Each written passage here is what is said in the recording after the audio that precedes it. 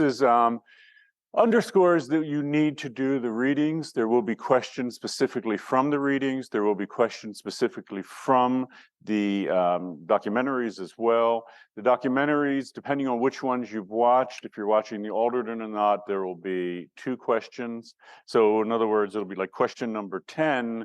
If you watched the first film before the flood, answer this question. If you watched the alternate film, An Inconvenient Sequel, answer that. And we have the roster so we know that people have already had English 22. And then, of course, there'll be questions about the lectures, both the ones that I delivered live, plus the pre-recorded material that's up on the website. So people have weighed in, and number 2 is correct. So, by the way, I'm not counting this, so you don't have to quickly change to number 2.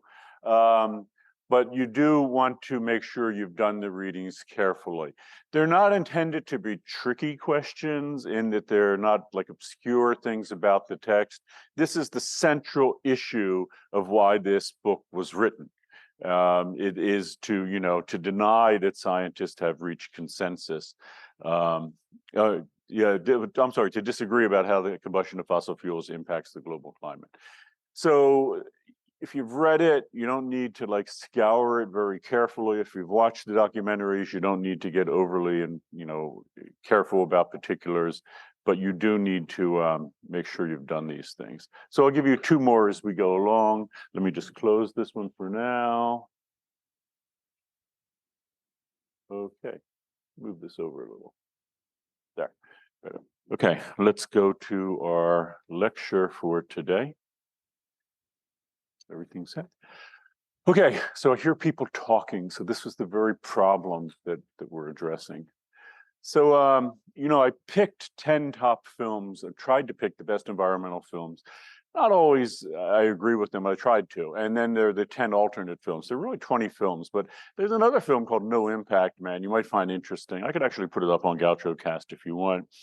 And in it, the title character, No Impact Man, Colin Beeman, has a discussion with his toddler daughter, and he explains to her that a consumer desiring to make environmentally sound purchases is faced with an extraordinary job, as this can require a great deal of research, and you really do have to do a lot of research if you want to know about the supply chains of things that come to you and all.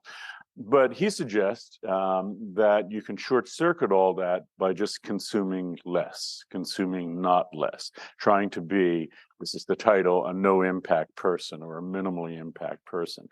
And this is a really simple idea. It's so simple, apparently, that even a toddler can understand it.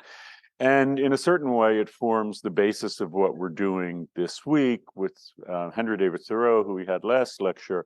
But today, this response to consumerism known as minimalism. And we're going to talk about it. And just to clarify, I have issues with this film. I think it has the same kind of issue as we had with Thoreau, with these 2 guys have an enormous amount of privilege. They don't acknowledge it. People, I think the very first comment when we get to it, people commented on this, and I get it, I do.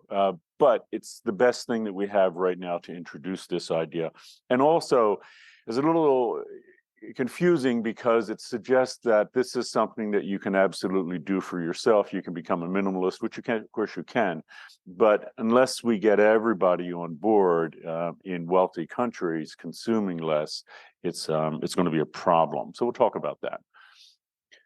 So minimalism is not new. It is in a sense that it pops up in the 21st as this, fad. You've probably seen it in different ways. But most people throughout history have gotten by probably with the bare minimum that you need for life. Like I mentioned last time, most people probably had 2 or 3 outfits. Oh, wait, there's one other thing I wanted to do. I will get to that. I didn't get to all the questions last time. And if you have questions this time, we're in lecture number 8, do ask them. But there was just one I didn't get to, and I thought it was appropriate today. So the question is, hi, Ken, I'm curious if you have a car. So It is appropriate because, as you see, my bike's not here because, in fact, I have a car, maybe like half a car, which I drove in today. So for years, my partner and I each had two cars, and 10 years ago or so, we decided to sell one and get a bike instead, an e-bike. And I had an acoustic bike for years, which I very much liked. But since I have a 20-mile round trip, the e-bike seemed like the way to go. And it's been worked out absolutely perfectly, but we have a car because we have a child. I mentioned an 8-year-old that I have to like shuttle around to different places. But it's a really great question because with the kind of infrastructure we have today in suburbia, and even though Santa Barbara bills itself as a city, it's pretty much a suburb. It's very spread out. If you look, there aren't any tall buildings in Santa Barbara. So with this kind of infrastructure, it's almost impossible to not have a car to get around. If you don't want to have a car, and I applaud that, go to a city that has decent infrastructure where you'll have mass transit, bicycle lanes and all that. The problem is they're just not here. And I don't mean to fault people who use a car here because it is difficult. We're trying to change that. So we work with the bus company MTD downtown. And I don't think I've mentioned to this class a new thing that's coming. It's called the Wave. Have I mentioned the Wave to this class? Microtransit. It's very cool. It should be starting any time now. And that is, you all know how Lyft and Uber works. You have an app. If you want to go somewhere, you put in where you want to go and someone comes and picks you up. Same thing. You'll have an app. And what will happen is you'll put in where you want to go. And you have to get picked up at certain points. And Santa Barbara Transit is actually starting it here in Goleta at our request. And there'll be like 5 or 7 pickups in IV, quite a few here on UCSB campus. But anyhow, you'll be told to walk over like to the bus circle here. And instead of a little car pulling up, it'll be a small electric van that holds 8 people. Actually, there'll be 7 chairs and then 1 spot for a wheelchair. And if you want to go someplace, like say you want to go over to Trader Joe's over on the other side of the 101, it will take you there. You might have to have a stop or 2 on the way if somebody else wants to go somewhere else over there. And it just costs $3. And it's meant to be a lot cheaper. And as you know, if you do something like Uber, you might spend $3 just giving someone a tip. There's no tip involved. It's electric. It's great. That's the sort of thing we need, and we need more of it. And that is when a car could kind of fade out of existence. Because, okay, say you go to Trader Joe's and back. My go-to example, I go to Trader Joe's a lot. $6. But remember, I told you AAA does data, and the average car costs $750 a month to own. So suddenly, spending $100 or $200 a month on something like that is going to make a lot more sense. And it makes more sense environmentally. It's an electric vehicle, but you're hauling around multiple people at a time, maybe 4, 5, 7, 8 people.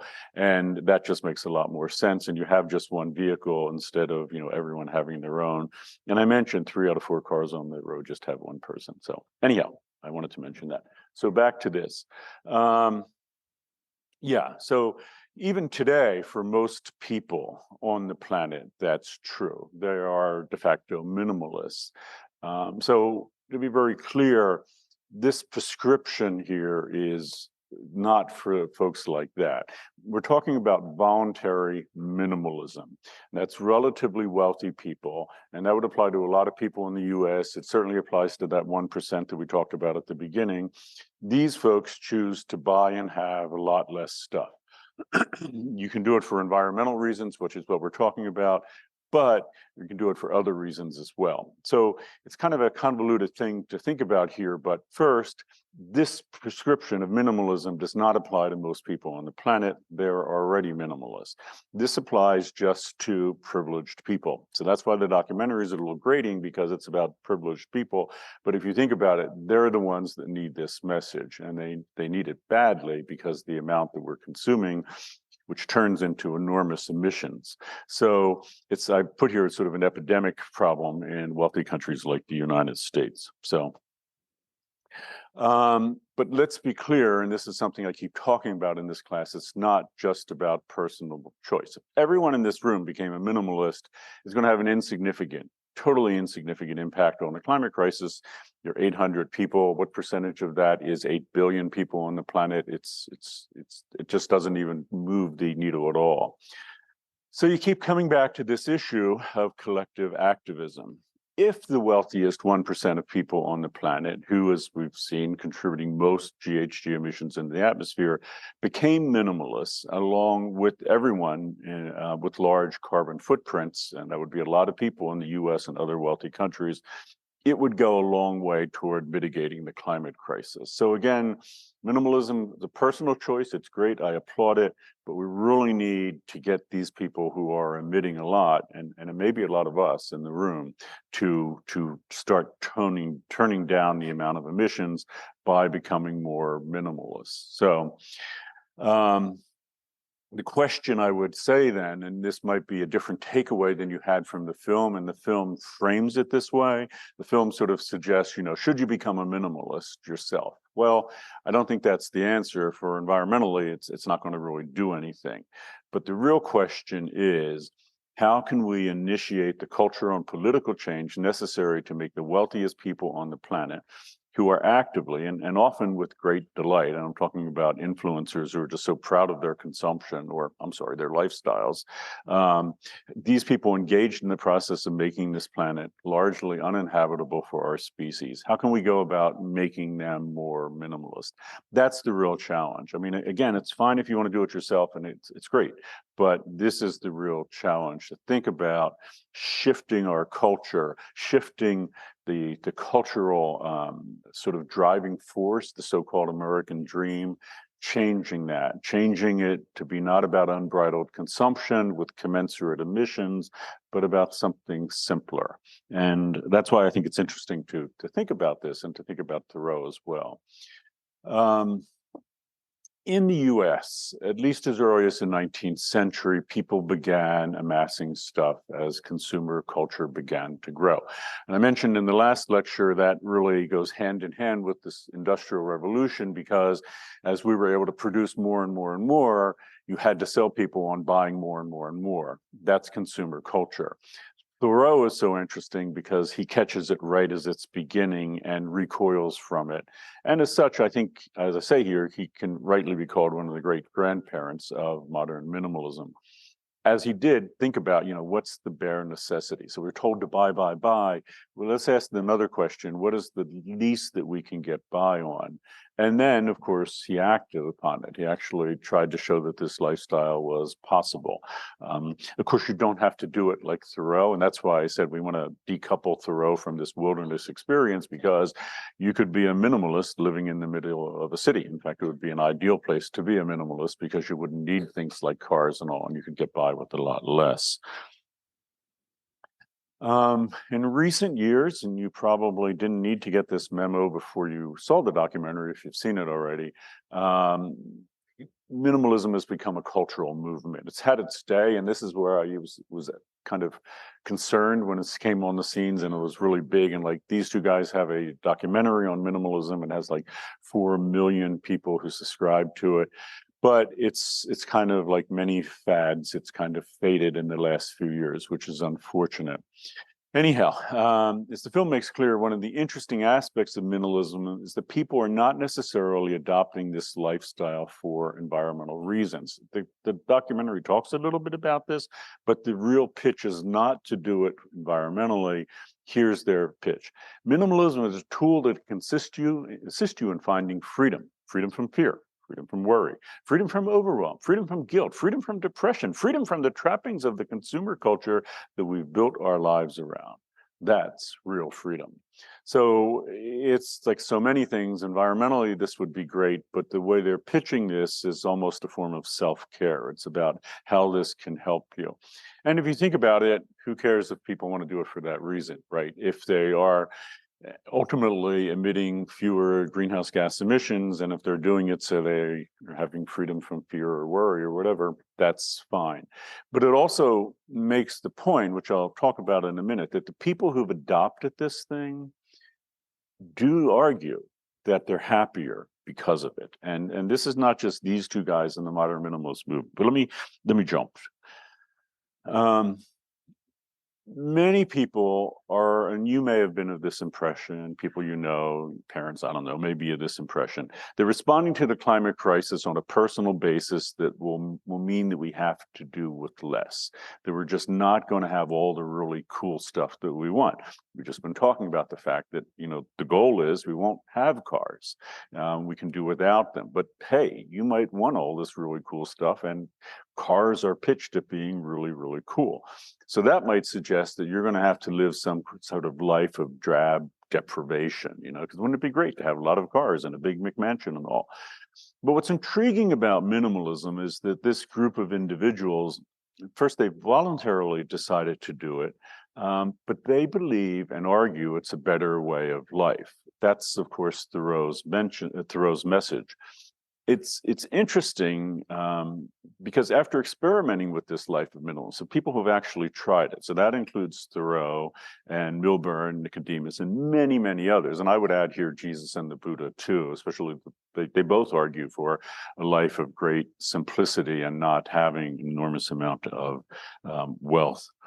They've all confirmed that it's a better life. So this, you can think about it environmentally, or you can just, bracket off environmental, and you can say, well, I want to live a really happy life, a fulfilling life.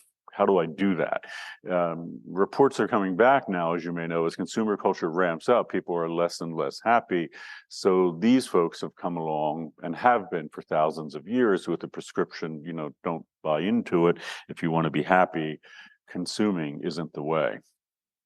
So is it an important response to the climate crisis?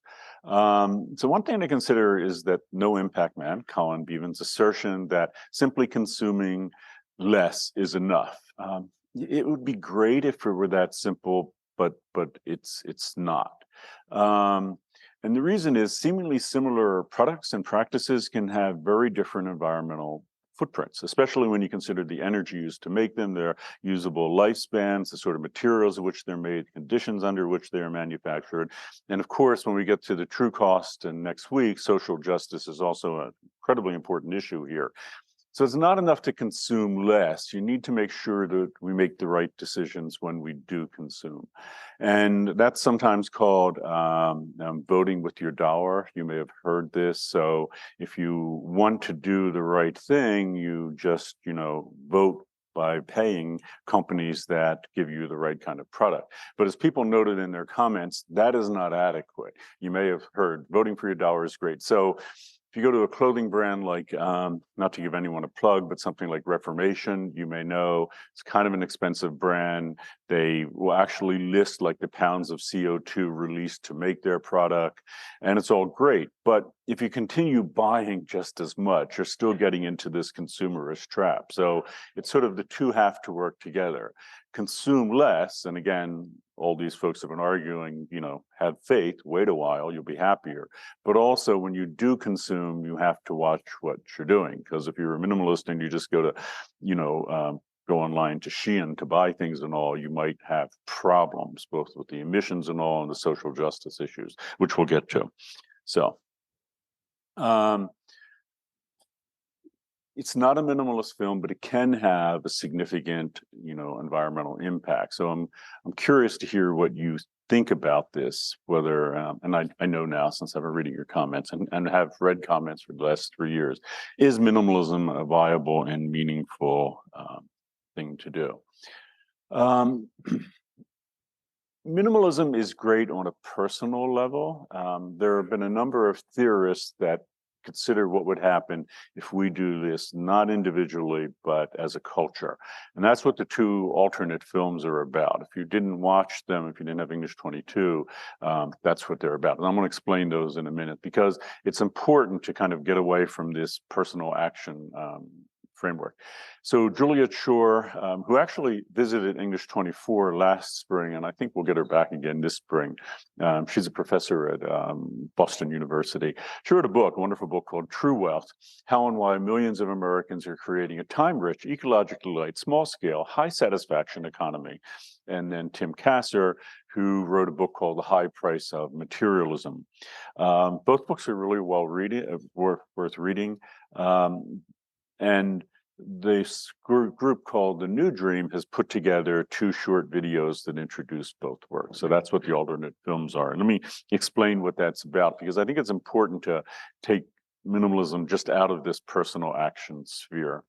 The New Dream, this group, formerly called the Center for the New American Dream, is, as their website explained, it was founded in 1997 by a group of forward-thinking activists and philanthropists who sought to draw greater attention to the links between individual action, social justice, broader environmental impacts, and between excess materialism and the negative impacts of human well-being, including children's development. So this group's been around a while, and you can see where they're going. What they're proposing is not this environmentally, personally, culturally disastrous American dream that we have, but proposing a new American dream, something to supplant it, which will have all these advantages, including the one that's relevant to the class, which is what they call broader environmental impacts.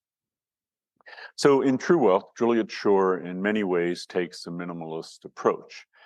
However, minimalism, from Thoreau to the modern minimalists in the other documentary, has largely been a personal choice. So Schur considers what would happen if an entire society took up a similar approach by adopting a new economic model. What would that be? What would that be like? She calls it a plenitude economy. So if you're interested in econ, this is a new type of economic theory she's proposing. And other people are working on it too. It's one of the great challenges of the 21st to think about how we can slow our economic growth down and still be have good lives. So the idea with the plenitude economy is simple. People would work less, a lot less. And you already can see the beginning of this economy in a place like the Netherlands, where the average work week is under 30 hours a week. So in the United States, you may know the average work week is 40 hours, but if you've ever looked at getting a job at any kind of company, I don't know, like Apple or Google, you know that that's not the reality, that you're expected to work many more hours, maybe 60 or even 80 hours a week. And most Americans, many Americans work more than 50 hours a week in multiple jobs. In the Netherlands, for example, fewer than 1% of people work more than 50 hours a week. It's just designed to be to give people more time to live their lives. And hence, as I say here, have more time for things that make their lives better and more rewarding. And Juliet Schor talks about, growing your own food, doing other DIY projects, and in general, just doing things that matter for you rather than for, you making money for a corporation. So in short, Juliet Schor's message is that while personal changes, and we're talking about like minimalist variety, are obviously terrific and absolutely necessary, and I would agree with that. But I also agree with her thesis here. We also need to think in terms of larger systemic change involving the sort of economic and political change that she recommends. So if you're wondering, like, what if minimalism doesn't do the job, what's the next step? What's the big thing that we should be doing? Well, this is it, pushing for a culture that can do it. And the high price of materialism, and that's both the little video snippet you've seen in the book, considers the impact that materialism, in the sense of ramped up consumerism, has on our lives. It's not a pretty picture, because if you watch that documentary, or even better, it's a short YouTube documentary, or even better, read the book. The argument is, materialism makes us, and this is not Tim Kastner just putting this out there. These are study after study proving materialism makes us less happy, more anxious, more depressed, more selfish and self-involved, and less altruistic and caring about other folks. And that's just for a start. So materialism is a real issue. You might think that, you should want to be materialist. Everything that you encounter throughout your day, certainly online, people trying to sell you something suggest that. But if you actually look at the studies, and Kastner does, it's a sad picture, because it's just not true. So yeah, again, I'm curious to hear what you think. Can we, and this would be what Juliet Schor's project is, maximalize minimalism in the sense of building a society and an economy on less materialistic values? Would this indeed be better for us and the planet? And importantly, could we actually make this happen? I mean, it sounds great, but how do you go about making it happen? In other words, could we get enough people to go along with it to actually reinvent our materialist culture? I think that's a really great question. And in the US, the answer might be your knee-jerk reply would be, yeah, it sounds great, but that'll never happen. But there are other countries, and we're going to talk about some of them. I want to introduce them by way of the questions here, the way people's responses to the films that have done that.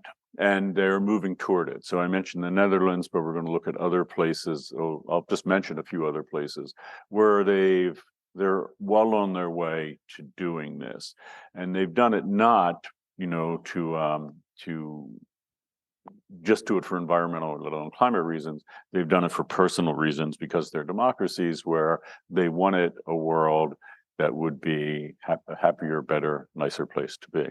So we're going to do the class discussion, and this is my normal stuff with it. So let me take a drink and then we'll talk about this first response. The thing that bothered me first was when Joshua Milburn was talking about how his life pretty much looked like, quote, everybody else's, listing off lots of items and things, closets full of expensive clothes, and how he has a lot less. He has his chair, his table, his bed, etc. It just came across to me as grossly privileged for him to say that what he had was very average, and now he has a way less than average, when his apartment is honestly nicer than anything I've ever lived in. Growing up in a home where our house was pretty bare, but not at all by choice, that just didn't sit right with me.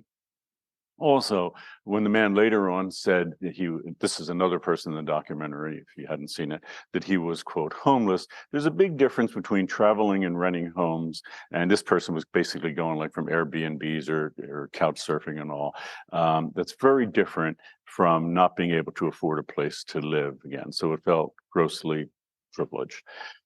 Yeah, I wanted to put this comment first because I think we just need to address this. And again, that may be your knee-jerk response to the minimalism documentary, as it may have been your knee-jerk response to Henry David Thoreau.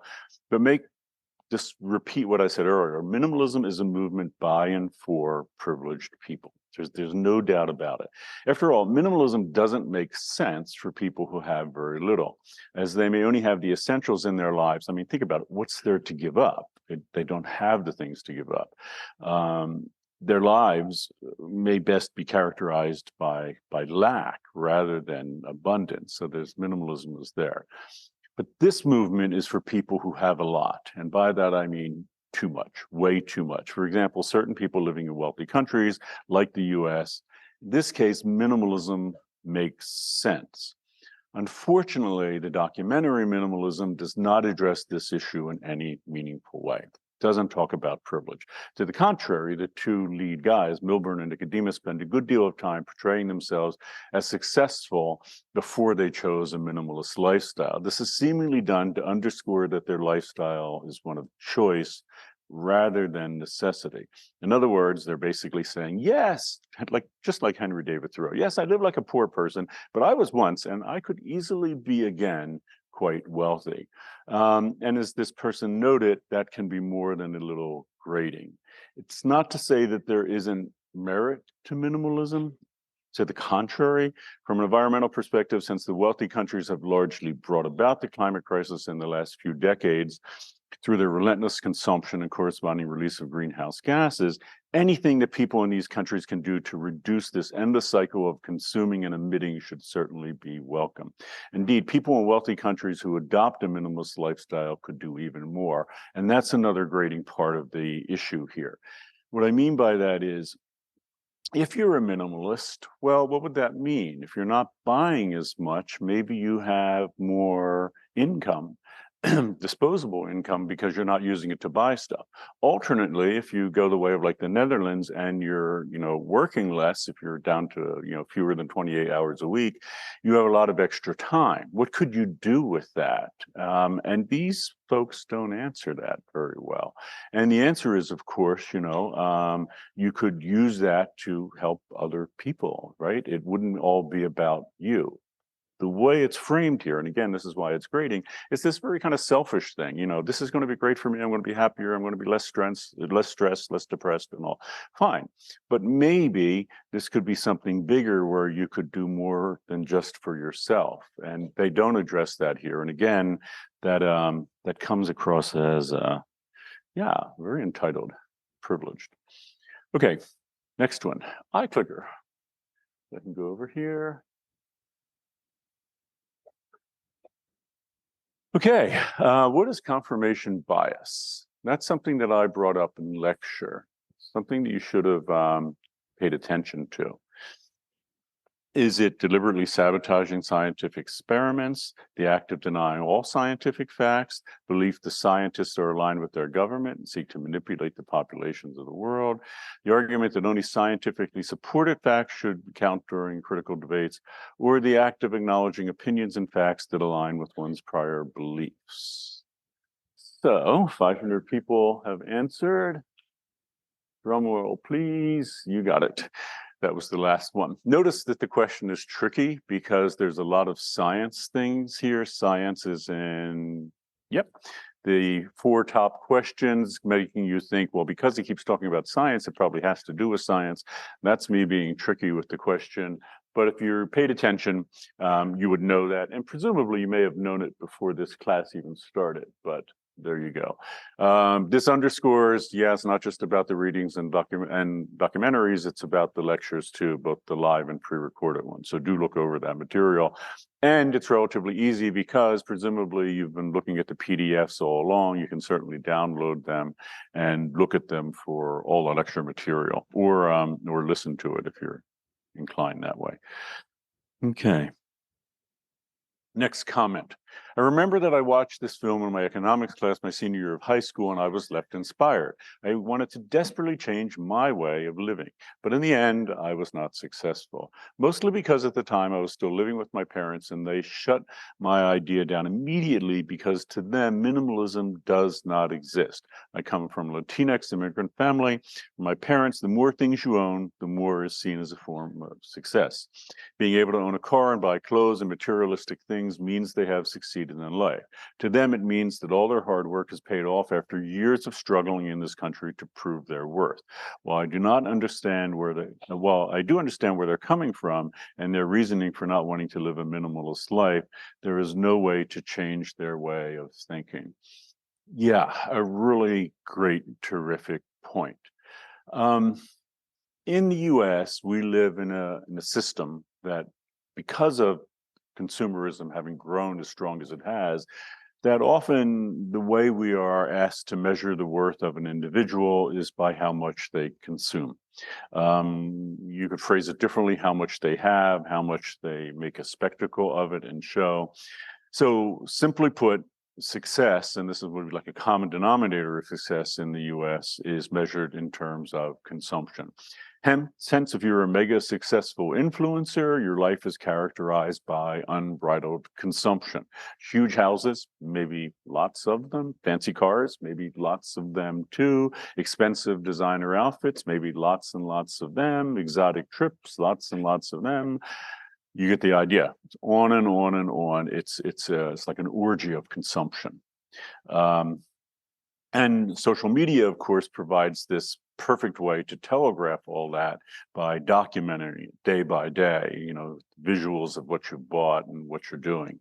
Of course, most people never, achieve that level of purchasing consumption power, but we're encouraged to aspire to that, right? So maybe you won't have multiple McMansions. Maybe you'll just have one McMansion, and maybe you'll have a closet full of fashion, but just fast fashion. Still, we're emulating that model of this overwhelming, over-the-top, supersized consumption. But what if, and this goes to the statement here, is you're at the other end of the spectrum and you don't have resources to consume much? Since success and the worth of a person in a system like this is measured in terms of consumption, such a person is not going to feel successful. Indeed, in its most nasty form, and we're encouraged to think this way in a rampant consumerist society, we think of such a person as a failure because they haven't consumed much. Of course, as I've suggested, Milburn and Nicodemus spend a good deal of effort convincing us that they, were once successful and could be again. But not everybody is like that. Not everyone is like Henry David Thoreau with the sort of confidence and reasons to believe that he could be very successful. Hence, if you're in a system like this, you're encouraged to try to prove your worth through consumption, endless consumption. That's how the system works. So while some people, like the person who wrote this comment, chose to opt out of the system or at least tried, for other people, like their parents, it's not so easy, as the system exerts enormous social pressure on them to assert their worth through consumption, which results, of course, in increased greenhouse gas emissions. So it's a fascinating system, because on the one hand, and we're going to get to this next week, there's the sort of carrot, and the carrot is all these things that you could have, these amazing houses, cars, clothes, whatever, and that exerts its own pull. You're supposed to be pulled toward it. But if you don't or can't get pulled toward it, there's this sort of stick, this nasty thing that in our culture you're going to be looked down upon because you haven't succeeded. You're apparently not capable of succeeding. And the system is at its very worst for those individuals that have, the greatest challenges with the system, that are like the 3,000 people in Santa Barbara proper here who are, unhoused, or the 600 people who are living in cars and all. They're in this system, and they're going to be seen as people who have failed the most. But let's be really clear about that, especially in terms of people I just mentioned. The blame does not land on individuals here. The blame lands on a system that is consumerist at its very root, and the corporations that maintain it, and that system is how it works, right? I mean, so all that advertising, all the influencers you see, they're the ones who are structuring this as the goal, the American goal. And also the system is designed to make you feel bad if you don't.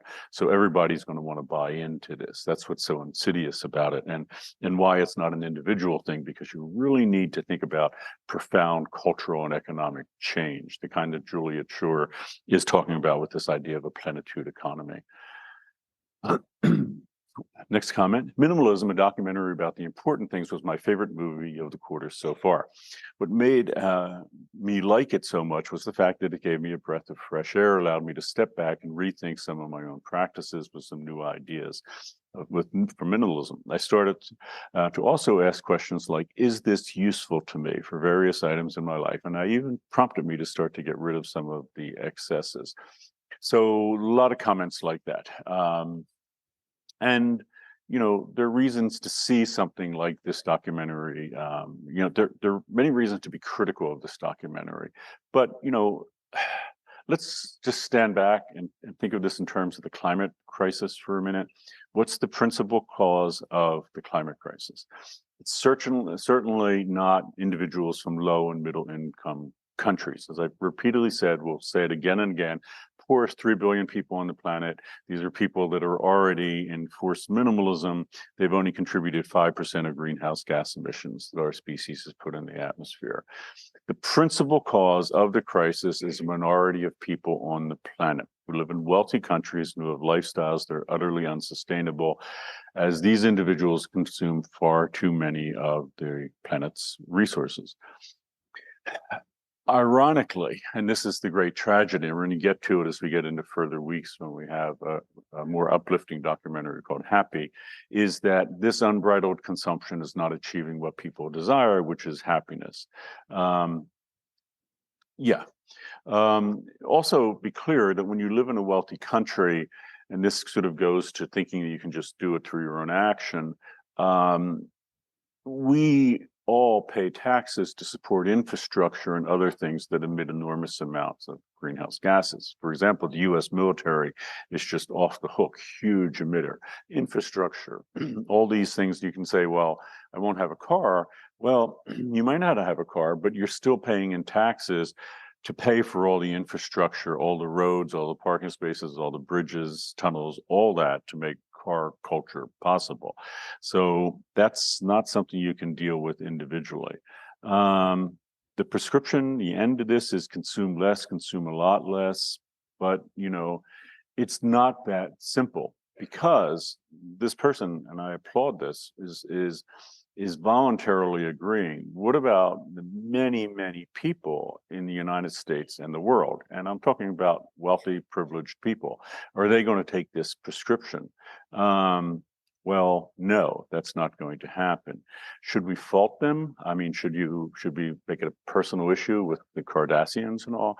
I think there's a temptation too, but remember, they didn't create this system. They're perpetuating it, and they've succeeded in it by the vectors of success that the system did, but they didn't build it, and their sense of self-worth is coming from the fact that they're playing this game in a system that has them trapped as well. So I don't know how happy they are, but it's not going to it's not their own individual problem.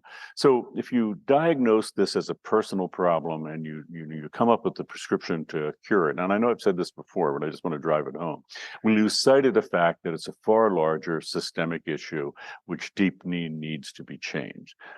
Simply put, unbridled consumption and capitalism needs to be severely checked. So how do you go about doing that? Ultimately, it's pretty simple. You elect a new generation of politicians that will reel in the corporations that are profiting from this. And there are people waiting to do it, like AOC and all. There are people, actually in English 24 last year, we had Rupert Reed, who's a philosopher, an academic from England, but also ran for parliament. And he has all sorts of ideas for do it. And what he wanted to do in the EU Parliament was make it illegal for corporations to market to children. So people under 10 or 12 years old could not be marketed to. You couldn't do it. So, I mean, the idea is to create a new generation of consumers now. And the idea would be try to stop that. So that's one of the things that you can do to address this. Again, being minimalist yourself is fine, but you could see where that would be huge, where we could stop this cycle right now. And it's not unrelated to the book that we read from last week, which was, Why Scientists Disagree About Global Warming. And remember, they sent 300,000 copies of that to educators across the US to convince children that the climate crisis wasn't real. Because if you get them young enough, they'll grow up to be individuals who will doubt the climate crisis. But Rupert Reed flipped the table on that and said, but if we get children young enough, we can stop them from being manufactured into consumers. Yeah. So to sum up all this,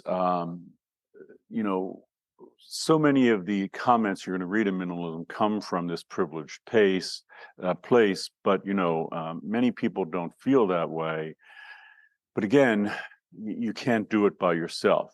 So I'm of the decided opinion that rampant consumerism in wealthy countries and corresponding greenhouse gas emissions need to be radical minimalized. And in this sense, people who are voluntarily, minimalizing are harbingers of what's to come. So what I mean by that is, okay, say you want to do this personally. Say, you prove that there are people in privileged positions in wealthy countries like the US who are willing to do it. You can maybe begin to work that out and begin to change the larger structures that would support it. So in other words, you begin to ask for things like new infrastructure that doesn't require cars, the new infrastructure that doesn't require big houses and things like that. So it could be done. In that sense, minimalism is sort of working out how it would work in the future, because the end game is, and this is why it's a little confusing, I would argue, because minimalism is the end game. And that is, how do you live a meaningful life, a happy life in wealthy countries without consuming the planet's resources in too quick of a pace and in not a sustainable way, and also not releasing all these greenhouse gas emissions. So at the end of the day, it's not that I disagree. I think minimalism might be the future, but getting there can't be done just by being a minimalist, if that makes any sense. And I think a lot of things we're going to see are like that. So in other words, you may voluntarily decide to not eat meat. Again, a great choice. I applaud that. But on the other hand, doing that won't get us to a future where almost no one eats meat. That's not the way to do it. You need a strategy for bringing that about. And the strategy might be, putting people in office that would put a cost on greenhouse gas emissions called pricing carbon, like methane, and the price of beef in particular would go up and up and up, so people would stop buying it. You can do that. You could do that. You could also put a price on it because, beef is horrible to people's health. If you eat beef, I mentioned before, you'll cut a year or two off of your lifespan. You could have put people in office that'll do that will make beef, less appealing. And this was done with cigarettes for the same reason. Cigarettes will take, in some cases, 20 years off your life, to make people realize it's a less appealing thing to do and to try to get rid of it as much as possible. And I think that's what we need to do. So minimalism, it's not that it's a bad end game, but it's not the way to win the game to get there, if that makes any sense. Next comment. The minimalist life sounds appealing to me, and I want to start getting into some practices that we've seen throughout the documentary. I also realized that my very own grandma had a very similar mindset of a minimalist. She lives in Mexico, and sometimes she comes to visit us. But when she does, she always comments that she wouldn't like to live in America because she says she's noticed that it seems like everyone here just focuses on materialistic things and is money-oriented. She also appreciates, and this is like the documentary and Thoreau, the simple things in life, and has always made whatever she buys last a long time. I used to not get why she said what she said about the U.S., but after the documentary, it highlighted all the things my grandma was saying, and I agree with her. Yeah, what a really wonderful comment, because it makes clear that minimalism, as I said at the very opening, that first slide, is hardly new. That, for most people on the planet throughout human history, they've been minimalists. And you might think, well, then, and maybe of this person's grandmother, well, gee, isn't that sad for them? I mean, they've never had all the stuff we have. We have so much stuff. We have so much stuff, and we can get it. You can order from Amazon and have it here the next day. Boy, sad for them, but hey, lucky for us that we have it. But I think the revealing perspective of this person's grandmother is that we are not the lucky ones, regardless of what we have been told. And told by whom, by the way? Told by the people selling us this stuff. From her perspective, her grandmother's perspective, in the US, quote, everyone here just focuses on materialistic things and is money-oriented, rather than appreciating the simple things in life. Yeah, boy, that could just be made into like a little maxim you could hang on your wall. This is not to say that the conditions for billions of people across the planet, especially in low and middle income countries, should not be improved. So let me be very clear about that. Everyone should have access to clean water, and hundreds of millions of people do not. Everyone should have access to healthcare, and even in the United States, that's not guaranteed. That should absolutely happen. But that's not to say that everyone should get a big car, or that everyone should, have access not to just clean water, but all the clothes they want to buy. I think that's a problem, because if you follow what corporations do, they want to convert people into consumers. In fact, you may have heard this framed in different ways. So when countries begin to have more and more income, the per capita income, corporations take notice, and they call these generally developing markets. So what does that mean? Well, like India, for example, is becoming per capita wealthier and wealthier. So now companies like Coca-Cola are moving in there in a big way because they have more money, so that we can get the money out of those people. We can get them buying not necessarily Coke, but other bottled drinks that will be provided by the Coca-Cola company. And of course, what they want to do is convert people into consumers more and more, even when, water, if you have clean water, which should be a right, you don't need what they're selling, but that's what they're doing. Of course, some people, like this person's grandmother in the comment, would have the good sense to reject that life of consumerism and not buy whatever corporation has on offer, like, Coke. But if you look at how successful the U.S. and U.S. companies have been in, converting first us into consumers, but now this project is sweeping across the planet, and companies like Coca-Cola have spread with it. And singling out Coke, you could literally have hundreds of other examples. And, there's every reason to fear that everyone on the planet, if they could ultimately be turned into consumers in this model, would be. And it also makes clear here, and this is such a great comment, that this is not a US only problem. I keep calling it the American dream. Just like we focused on wildfires in California because this class takes place in California, it also takes place in the US. And this is this dream, this cultural propensity that we have. But everyone on the planet knows it's now the American dream, and everyone on the planet, or many people on the planet, look to the United States for sort of the end game, the goal of what it can be. It's now a worldwide phenomenon. The American goal has become the goal in other countries as well. And we are clearly one of the leaders globally in consumerism. And the success of that is because we've marketed it to the world so that we can profit by it. And those profiting are that 1%, either individuals or corporations, who are in the business of doing that. Next comment. I love that this film's baseline was that less does and can make us more happy. The American dream is a tarnished, outdated consumerist goal that is not only ruining the planet, but deteriorating our well-beings. It was inspiring to hear how the people in the film have readjusted their lives, perspectives, and happiness by deconstructing their attachment to material items. I got chills when the film faded at the end with the saying, quote, love people and use things because the opposite never works. That is using people and loving things. It's true. It's devastating that our culture has been built around and conditioned us to think that stuff gives us happiness, purpose, or fulfillment.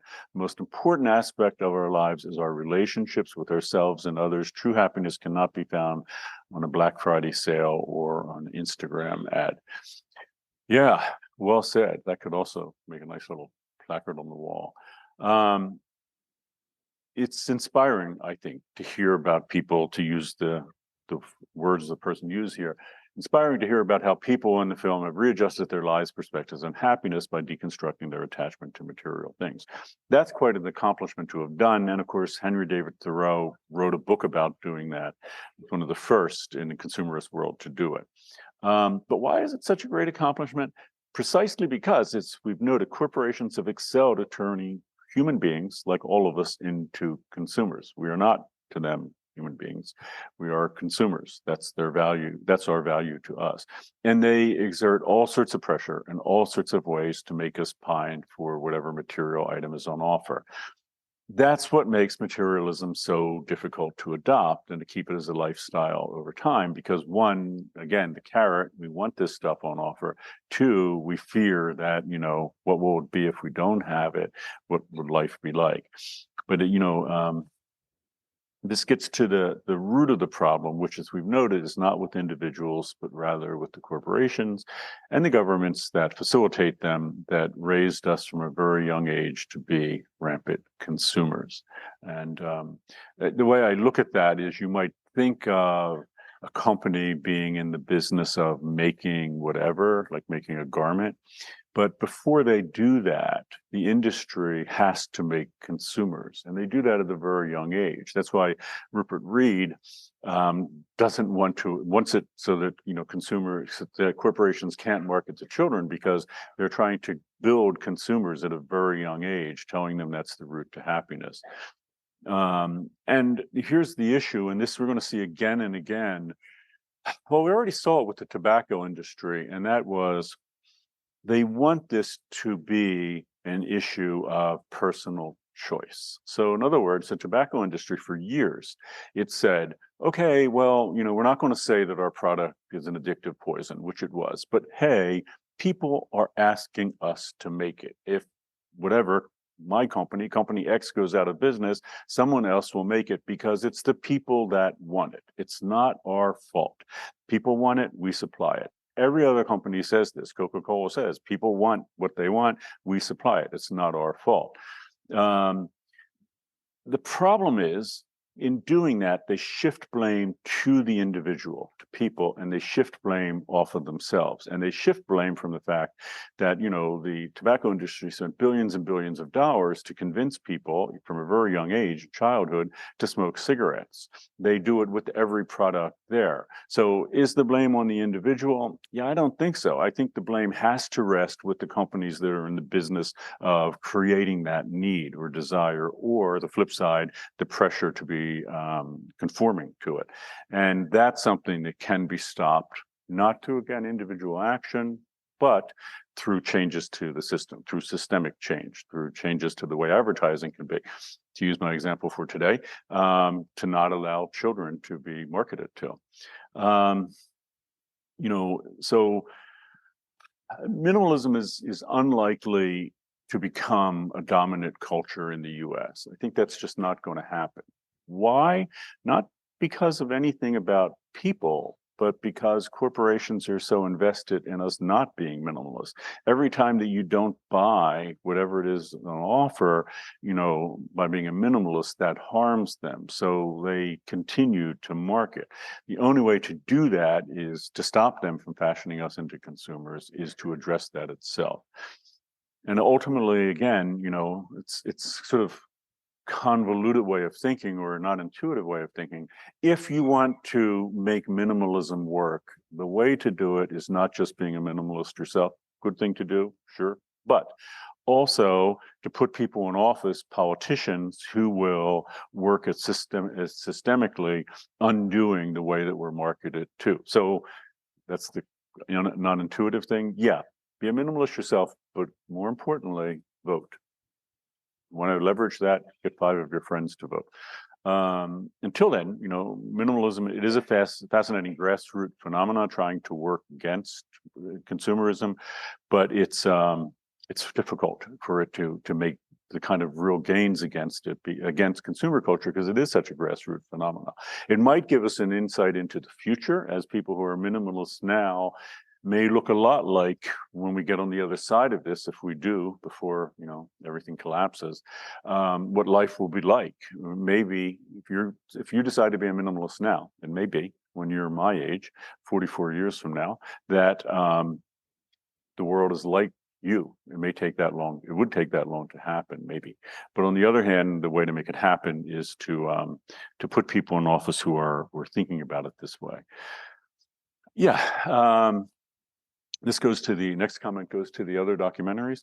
Since I already saw Minimalism last quarter in English 22, this week I watched instead the alternative films visualizing a plenitude economy and the high price of materialism. These videos build off the minimalist argument, but on a more societal scale. Visualizing a plenitude economy talks about how, following the 2008 financial crisis, Wall Street was thriving while poverty and joblessness were rampant in our country. The solution was a plenitude economy, and that being Juliet Schur's solution. And that's changing how we spend our time is the key to reducing environmental impact, creating more jobs, and making our everyday lives better. They suggest changes such as reducing individual workloads. Instead of working for full-time employees, hire 5 and have each of them work 80%. This is very much in line with the Nordic model, where people work less and have more time for socializing and seeking personal fulfillment. Instead of juicing as many hours out of their employees as they possibly can, these companies instead want their employees to work less in order to be more productive. Another great comment. I love that image, juicing, like you're putting individuals in a juicer and trying to squeeze every last hour out of them. I'm not sure how companies like that, Google, would take it.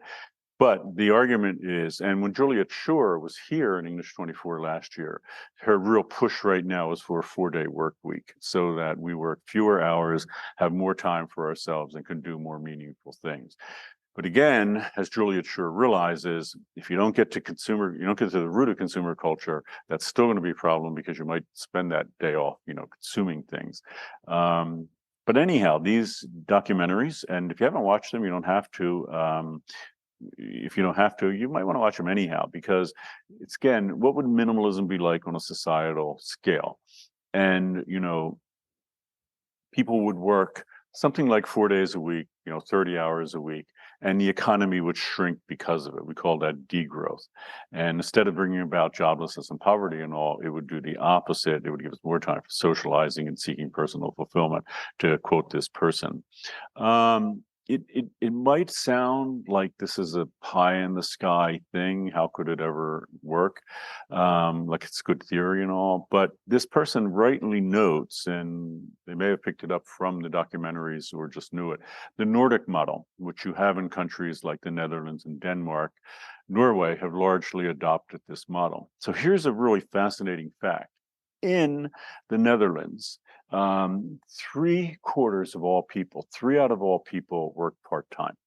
So instead of working, 40, 50, 80 hours a week, 3 out of 4 people work part-time, and that's somewhere between 12 and 36 hours a week. They can do that because of the model that that country has built their economy and political situation around, so that everyone gets health care, everyone gets free college, everyone gets a range of issues like that. If you're a parent, you get a year off for parental care and all. It's just astonishing. People have somewhat less money because their economy means that they spend more, they pay more in taxes to allow all this to happen. But if you look at the numbers, people there are much happier. It may seem like kind of like, how in the world does that fit in America? 3 out of 4 people, working part-time, and yet it does work. It can work in other countries. And I would argue, you'd think, well, that must mean that the per capita income of the Netherlands must be really small. In other words, people are just working like 12 or 20 hours a week. They must have making a lot less money than the US. It turns out the Netherlands per capita income is just a few percentages off of the US. So it's a very wealthy country, but people don't have to work all those times because they're not making money for corporations, they're making money for themselves.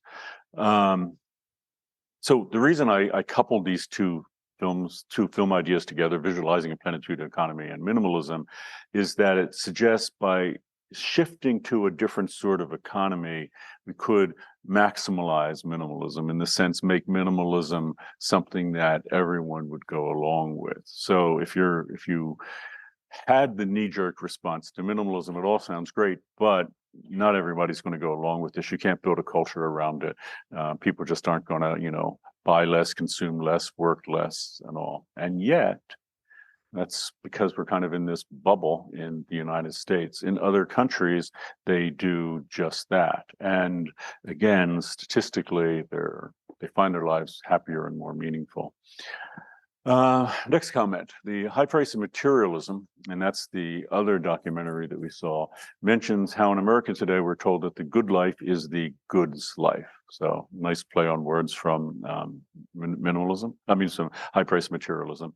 As we become more materialistic, we suffer from depression, anxiety, substance abuse. We act less empathetically, generously and cooperatively, and we appreciate ecological conscious activities. At its core, the video focuses on the points that, one, we need to understand what causes people to prioritize materialist lives, and two, we need to promote intrinsic values, and that's growing up, and this person knows, growing up as a person, being close to your family and friends, improving the world. We need to spend more time working on ourselves and making sure our personal values are being reflected in the lives we live. And I want to continue, because this is a long comment, but I thought it was terrific. Continuing, we need to live a life that shows how much we care about the people around us and the world we live in. This really goes hand in hand with the minimalist lifestyle. It reminds me of the teaching of Thich Nhat Hanh, who was a Buddhist monk who passed away 2 years ago, said that we have everything we need to be happy right here now. Happiness does not come from our possessions or externally. It comes from ourselves, from the people around us, and from being fully present and interconnected with the world, living completely in the moment. This really put the puzzle pieces together for me personally and helped me understand what this is all about. I think we tend to get so caught up in living our lives that we find it hard to see the downsides of everything. We understand the drawbacks of a problem, but we can't just rip the Band-Aid off and get over it. We know that our obsession with possessions is toxic, but we can't bring ourselves to throw them away because we know that we work to buy them. And just continue with the last of it. We know the harm that our behavior is having on the planet, but we can't give it up. It's so easy to feel discouraged with the direction that the world is heading in and subsequent disillusionment with the suggested changes in our lifestyle that we have. Ultimately, though, if we could just be brave enough and strong enough to give new things a try, we could solve our problems so easily. But things aren't so simple. It's not easy just to compromise on everything. It's not easy to give up on the things we feel that we deserve. And it's particularly hard to change our conventions on how we should live our lives every day. But all we can do is to take baby steps and begin to build a life that feels more satisfying. We need to be the pioneers so that people that come after us can see the benefits of new work, a new world, and new lives. Yeah, I quoted the whole thing. I thought that was just squarely on the mark and a great takeaway.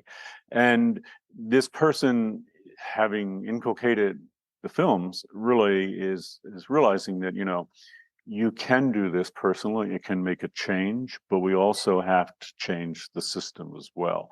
So where does that leave you? Well, you can change. You can turn away from this. You can be, as this person, pioneers of a new world and a new way of living. You can do that, but as I've been trying to tell you all along, it's not enough unless we systemically change everything and bring everyone along with us. It might be frustrating because you wish that you would have been born into a world more like that. And other countries have certainly been working on that for decades. But unfortunately, we haven't. And many of the things here, I could have given you writers, thinkers from like the '60s generation that were saying the same exact thing. They were trying to bring about a change to the culture, to the world, but yeah, they weren't able to do it. But unfortunately, it's what needs to be done.